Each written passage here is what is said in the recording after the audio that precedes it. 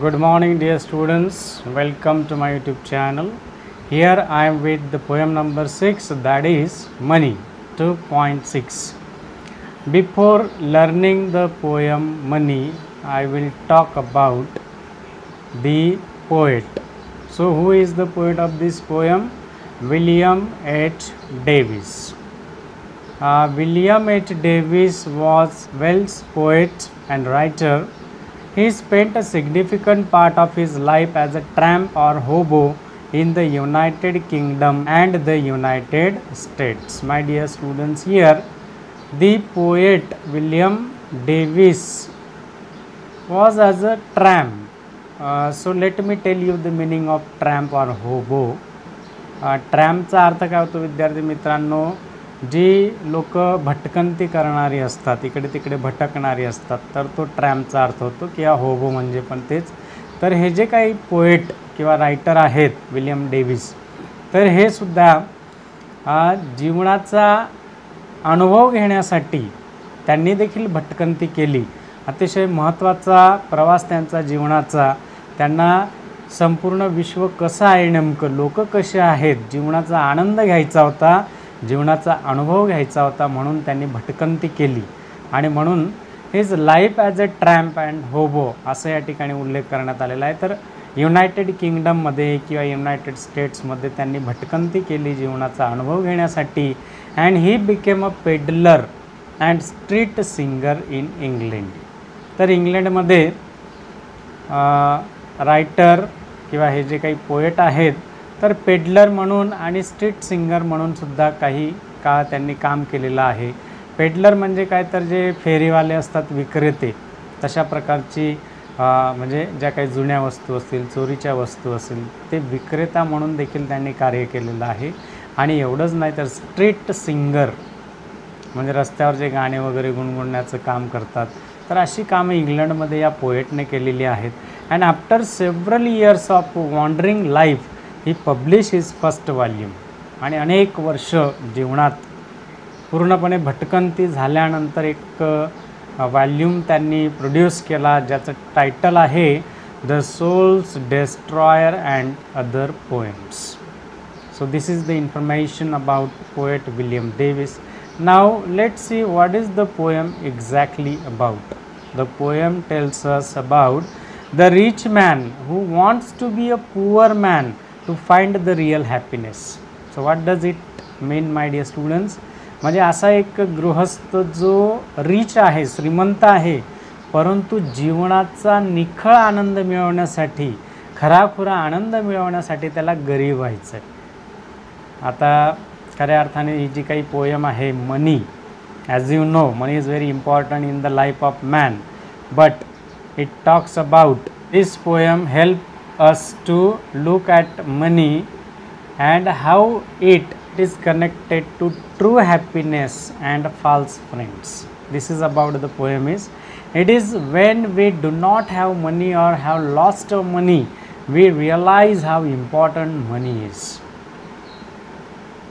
ज्यावेळेस आपल्याकडे पैसे नसतात किंवा असलेले आपण गमवतो, तेव्हा खऱ्या अर्थाने आपल्याला पैशांची किंमत कळते. And at the end the poet says now he doesn't have money, he has true friends though they may be few.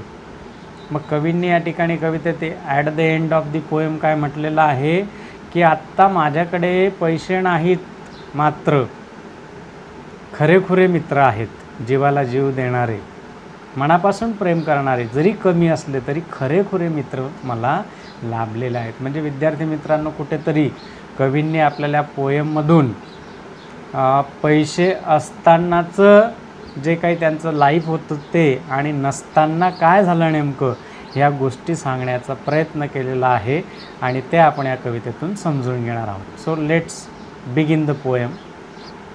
Money. When I had money, money.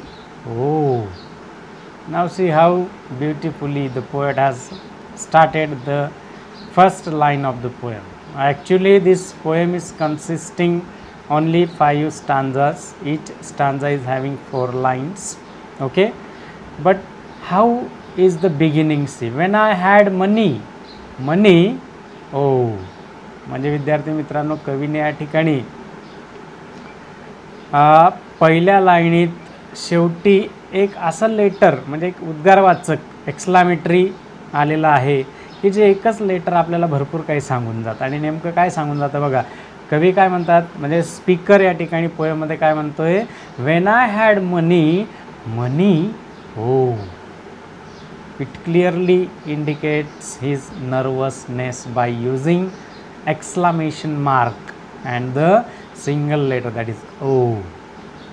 मग आता ओ इथे काय इंडिकेट करतो विद्यार्थी मित्रांनो बघा, स्पीकरला काय म्हणायचं आहे की माझ्याकडे पूर्वी भरपूर पैसे होते, पैसे खूप होते, पण ओ मग नेमकं काय नव्हतं.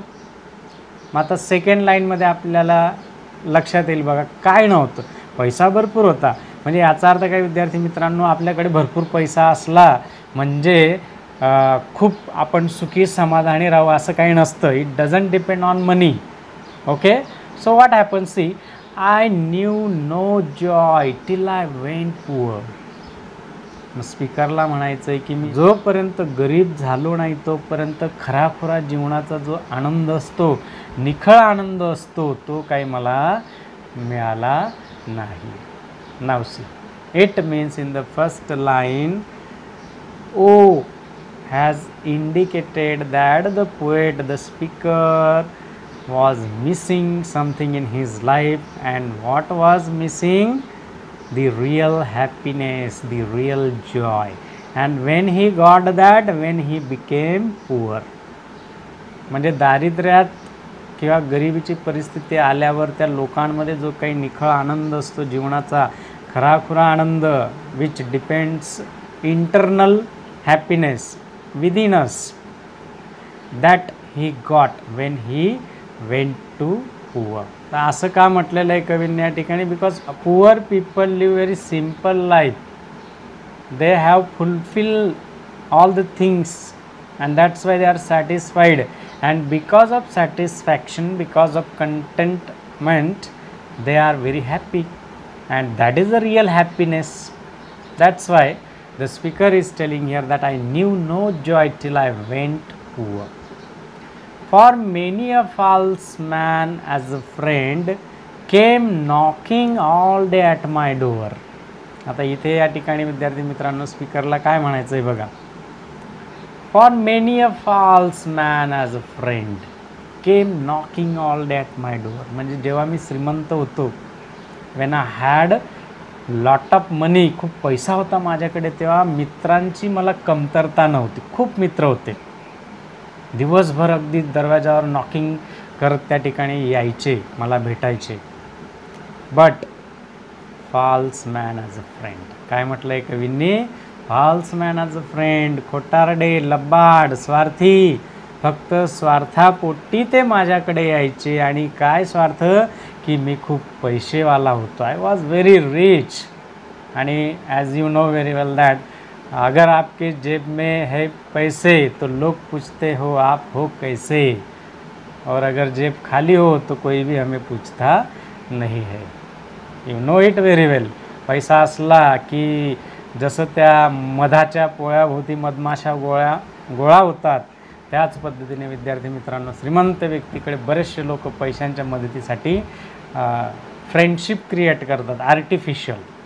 खूप मित्र असतात, परंतु इथे कवींना काय म्हणायचं आहे, मला खूप मित्र होते व्हेन आय वॉज रिच, श्रीमंत असताना, बट फॉल्स फ्रेंड्स, लबाड, स्वार्थी, स्वार्थापोटी ते माझ्याकडे यायचे. विद्यार्थी मित्रांनो या ठिकाणी आपल्याला एक गोष्ट महत्त्वाची समजून घ्यायची आहे स्टांजामध्ये, काय तर कितीही रिच असला व्यक्ती, खूप मोठ्या प्रमाणावर पैसा असला, as you can see in this image, see unlimited money, but observe the image of that rich man, he is feeling loneliness. Okay, he is nervous. म्हणजे खरा जो जीवनाचा आनंद असतो, निखळ आनंद असतो, तो पैशातूनच मिळतो असं काही नसतं.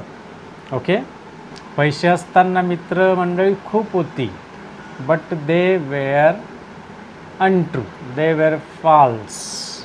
कवींना काय म्हणायचं या ठिकाणी, they were friendly because the poet had money. They were not two friends. Such friends are called fair weather friends. Now look at the next stanza, my dear students. Then felt I like a child that holds a trumpet that he must not blow, because a man is dead. I dare not speak to let this false world know.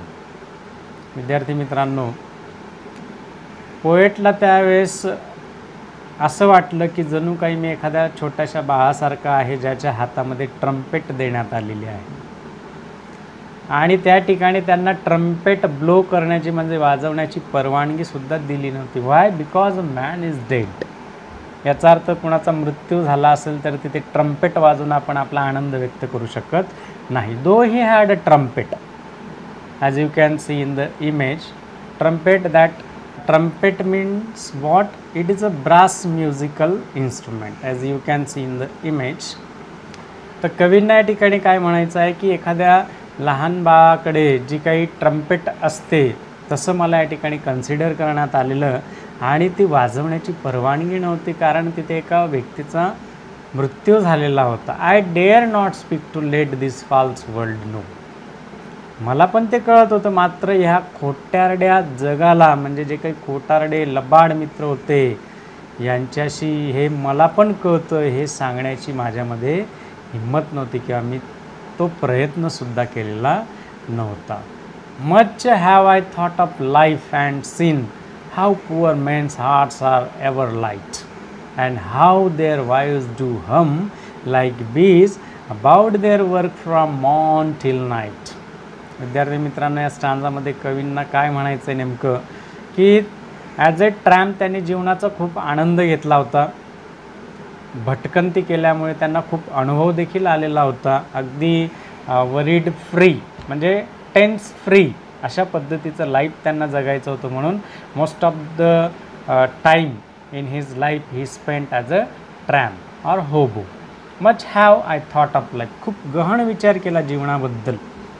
आणि मग त्यांना बाहेर गेल्यावर नेमकं काय दिसून आलं? How poor men's heart are ever light. जे काही गरीब लोक आहेत तर त्यांचं मन किती ट्रेस फ्री असतं, विदाऊट टेन्शन, कुठल्याही प्रकारचं बोदरेशन, बर्डन नसतं. त्यांच्या चेहऱ्यावर अगदी निखळ आनंद कवींना दिसून येतो. As you can see in the image, the person who is though poor but what a smile on his face. Look at his smile. याला निखळ आनंद म्हटलं जातं. And what is the ultimate goal of life? विद्यार्थी मित्रांनो, जीवनाचं अंतिम ध्येय तरी काय असतं नेमकं? That we should live our life very happily. Happiness is very important. It is not important that how much money you are having or not. Possession of money, that is not important. What is important? How much happily you live your life. नाही तर खूप गर्भश्रीमंत व्यक्ती आहे आणि असा एखादा आजार जडलेला आहे की तो एंडिंगपर्यंत अगदी बेडवरच असतो. काही अर्थ आहे का त्याच्या जीवनाला? कितीही पैसा असू द्या, त्याच्या जीवनाला काही अर्थ नाही. उलट आपल्याला पाहिजे तेवढा गरजेपुरता पैसा असला आणि आपलं लाईफ स्टार्ट टू एंडपर्यंत म्हणजे मृत्यूसुद्धा हसत आला पाहिजे माणसाला, तर that is called real happiness in our life. And how their wives do hum like bees about their work from morn till night. अगदी सकाळपासून संध्याकाळपर्यंत कामकाज करणाऱ्या घरातल्या गृहिणी, तर त्या या ठिकाणी गरीब लोकांच्या घरातल्या ज्या काही वाईव्ज म्हणजे ज्या पत्नी आहेत त्यासुद्धा अगदी मस्त हम म्हणजे काय, क्लोज लिप्सने जे काही आपण गाणं गुणगुणतो तर ते गुणगुणणं त्यांचं चालू असतं. Particularly you will see this picture in village area. Here the image is shown that stone wheel that is use to grind the wheat. म्हणजे गहू किंवा वेगळे काही अन्नधान्य असतील ते दळण्यासाठी जुन्या काळात जातं वापरलं जायचं. आणि हे यूज करताना ज्या वेळेस ते मेहनतीचं काम त्या गृहिणी करायच्या तर त्यांच्या ओठांवरनं त्यांच्या तोंडातनं एक गाणं असं गुणगुणायचं अगदी आनंदाने. म्हणजे हे खूप अवघड काम आहे किंवा कंटाळवाणं काम आहे असं न करता ते मस्त काम करताना गुणगुणायच्या. तर असं हे आनंदीमय जीवनाचं चित्र आपल्याला पुअर फॅमिलीजमध्ये बघायला मिळतं. So when I hear this poor ones laugh and see the rich ones coldly frown. आता इथे स्पीकरला काय म्हणायचं आहे बघा. So when I hear this poor ones laugh, म्हणजे व्यक्ती जरी गरीब असला तरीसुद्धा त्याच्या चेहऱ्यावर मला निखळ आनंद दिसून येतो. And see the rich ones coldly frown, आणि श्रीमंत look at the image frown, कपाळावर आड्या पडलेल्या आहेत, म्हणजे life in tension, okay, full of stress, okay, अशा प्रकारचं लाईफ या श्रीमंत, because they think about the safeguard of their money. बघा, अति तेथे माती असं म्हटलं जातं, म्हणजे पैसासुद्धा ॲक्सेस झाला, अति झाला की त्याच्या सुरक्षिततेबद्दल चिंता असते. श्रीमंत लोकांना झोप लागत नाही, सारखं लक्ष त्यांच्या त्या ट्रेझरीवर असतं, आणि म्हणून त्यांच्या चेहऱ्यावर आपल्याला अशा सुरकुत्या आठ्या पडलेल्या दिसून येतात. Okay, but how is the life of poor man think I need not go up so much as rich man should come down. This is very important lines. आता या ठिकाणी पोएटला काय म्हणायचं आहे की जे काही गरीब लोक आहेत त्यांना पुन्हा जास्त वरती जाण्याची गरज नाही. म्हणजे याचा अर्थ नेमका काय घ्यायचा की त्यांनी श्रीमंत होऊ नये का? That is not the meaning that we should take from this stanza. What is the meaning actually? काय म्हणायचं आहे कवीला की तुम्ही गरीब जरी आहात तरी तुमच्या जीवनामध्ये जो खराखुरा आनंद आहे, जो निखळ आनंद आहे, तो श्रीमंत लोकांच्या लाईफमध्ये बघायला नाही मिळत. Means you are on the right track because it is the ultimate goal of life. But the rich men who are in tension, their life is full of worries and sorrows, they should come down.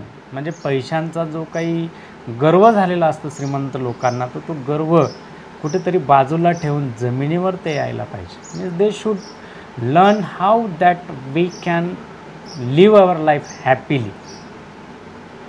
That is the meaning we should take from this stanza. Now look at the last stanza from the poem.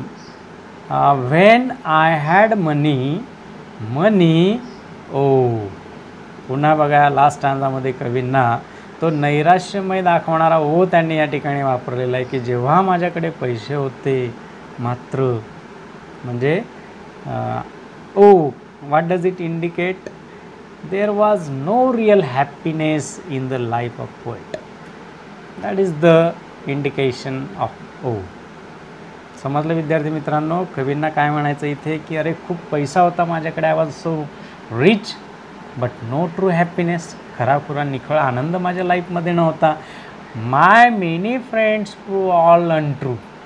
आणि जेव्हा माझ्याकडे खूप पैसा होता तेव्हा जे काही माझे मित्र होते भरपूर होते, but they were untrue. It is proved, म्हणजे सिद्ध झालं होतं कवींना की हे फक्त मतलबासाठी माझ्याकडे येत आहे.